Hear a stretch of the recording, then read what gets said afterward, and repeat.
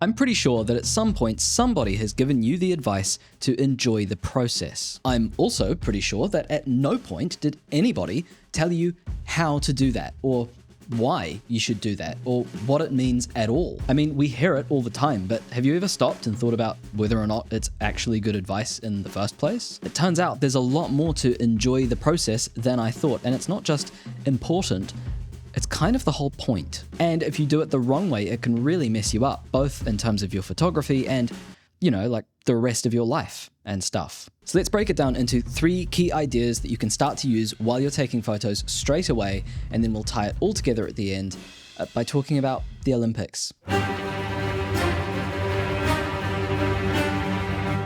Photography is art, right? And art is creative, meaning we have to make stuff. The opposite of that is consuming stuff, and it's easier than ever to end up doing that instead. For one, we need gear, cameras and lenses and stuff, and photography companies are always innovating better and cooler gear and better and more effective ways of getting us to buy it. But if you spend too much time thinking about gear, you run the risk of replacing your creative hobby of making pictures with a consumptive hobby of buying picture-making tools. Case in point, this week I've been shooting this. It's an old Kodak.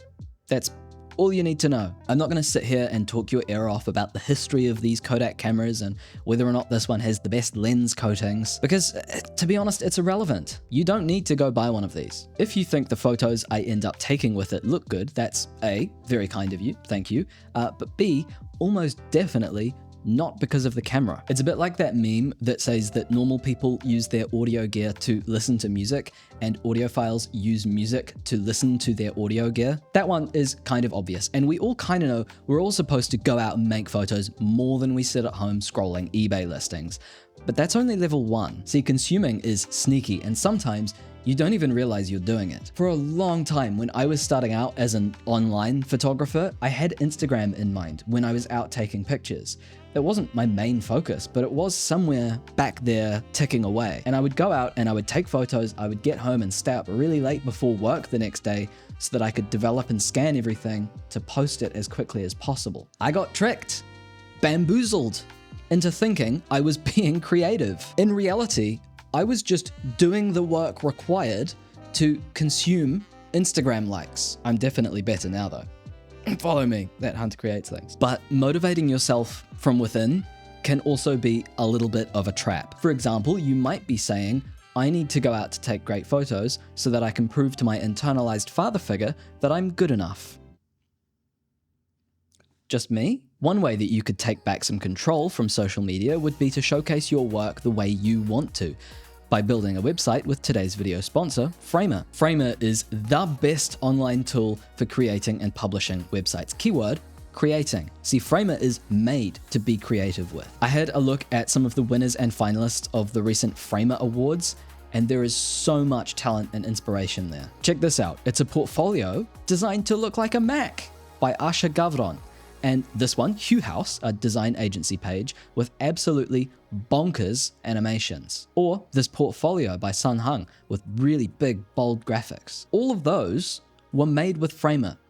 That's all the proof that I need that web design is art. And the real fun happens when you start to think outside of the box, or the website, I guess, because Framer can do more. I've been using it just as a giant canvas to create mood boards and flowcharts for videos I'm working on. It's just the best and easiest tool for me to use as an external brain, a giant digital whiteboard. Now, I did make a website with Framer, zonefocused.com, which is linked below if you want to check it out. It's a pretty minimalist portfolio since I tend to take quite busy, chaotic photos, and it was so simple to get Framer to do exactly what I wanted it to do, like the control freak I am. Plus, it was easy for me to build all of the boring essential bits like footers and headers by using the built-in sections and plugins. So get started today, this weekend. Make yourself a website with Framer. There's a link in the video description, and while you're at it, make sure you use the code HunterCreates for an upgrade on the house. Thank you very much to Framer and to you for your support. Did I finish my rant about how Instagram is a piece of shit? Everyone wants to be the best and take the best pictures and have the best hairdo and the best car, and that's fine. We can all agree that probably the best thing is better than a good thing, but When you're on that journey, searching for perfection, it's very easy to take a wrong turn and end up at credit card debt valley or divorce falls. There's a really interesting mindset thing going on here, and it tripped me up for years. It turns out, who'd have guessed, that it's not actually about taking the best photos. It's about taking the best photos you can take, or maybe the best way to say it is it's about doing the best work you can do. I used to think that I wasn't doing my best because my camera and lenses weren't good enough. I have fancy nice lenses now. They make my pictures maybe 1% better. You know what made my photos 40 to 50% better? Years of practice, learning about art, getting my eyes tested, and what made my photos 80 to 90% better? Taking a pause every time my finger touched the shutter and asking myself, is this the best I can do? This is Tyler Shields. He's an inline skater who also happens to take photos sometimes. He said, I always think, what if someone was paying me $1 million to take this photo? What would I do differently? Because the thing is, there's no such thing as the best photo. Art's subjective, right? And so we all have different opinions on which photos are good. But when you're looking at your own work, that lingering sense that it's not good enough, yeah, that never goes away and you will never be happy. No, I'm kidding. That's not true. It definitely goes away.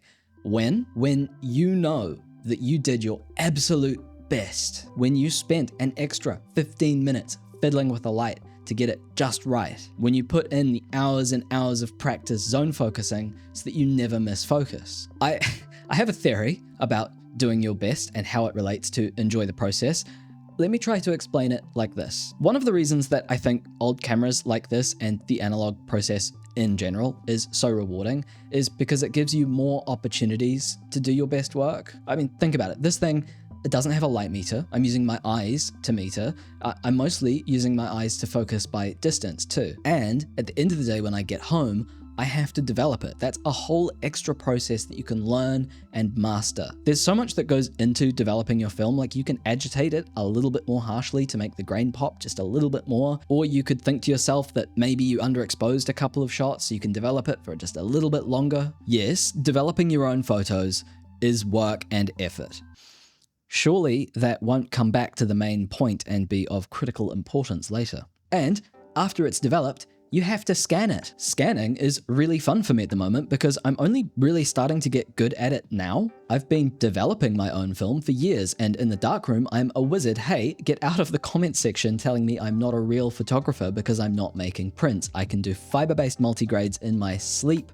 I just don't have space right now. Speaking of scanning, I used to use an Epson flatbed, and that was okay, but I've recently upgraded. I used to dream about getting a FlexTight scanner. Then, finally, my scans would look the best. I didn't spend 10 grand on a FlexTight. You think I'm insane? Instead, I've been using the Veloy 360 with the Nikon Z6 III into Negative Lab Pro. I'm having so much fun with it, mostly because I'm learning. Right now, I'm focusing on trying to keep everything consistent, but there's so much learning ahead of me. Playing with adjusting the color temperature of the backlight, messing about with borders, all sorts. I've even jumped the gun a little bit and played around with the Z6 III's pixel shift options, and yeah, this is 35mm. That's 12,000 pixels long. Scanner?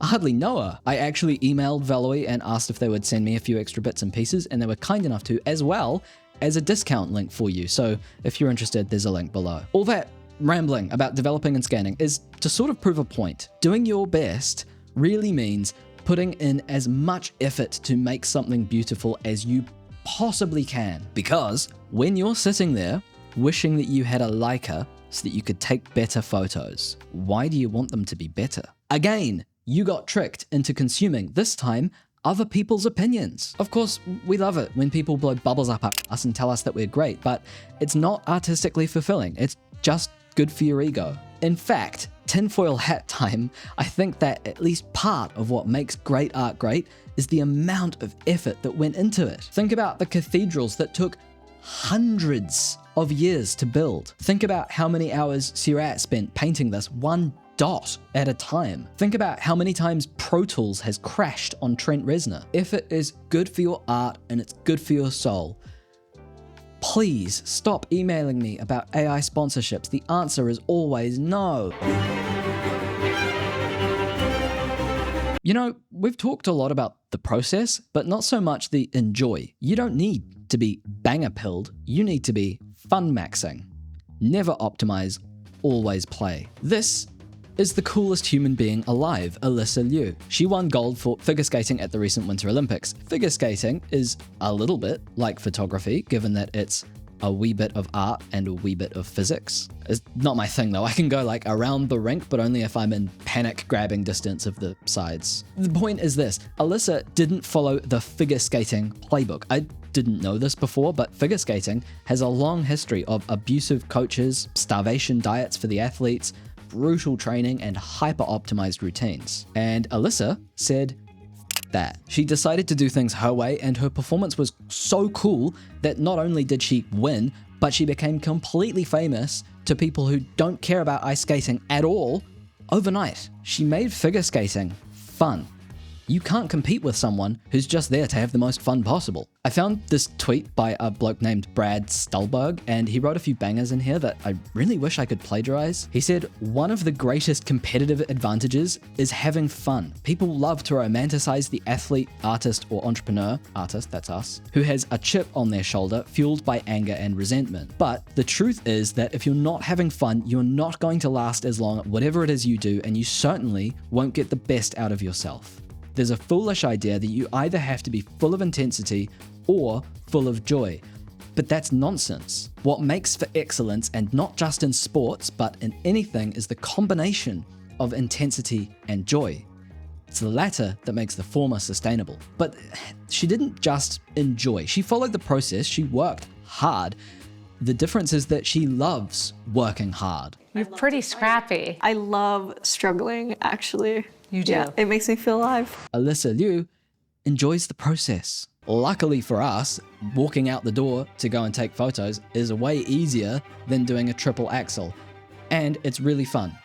I mean, even going for a walk is really fun. Oh, but Hunter, I live somewhere really boring, and so it's actually not that much fun at all. That's a shame. Wait, no, it's not. It's not a shame at all. It's a skill issue, unfortunately. Don't worry, watch this video next, and I'll teach you how to take banger photos in boring places. Stay hydrated and create art.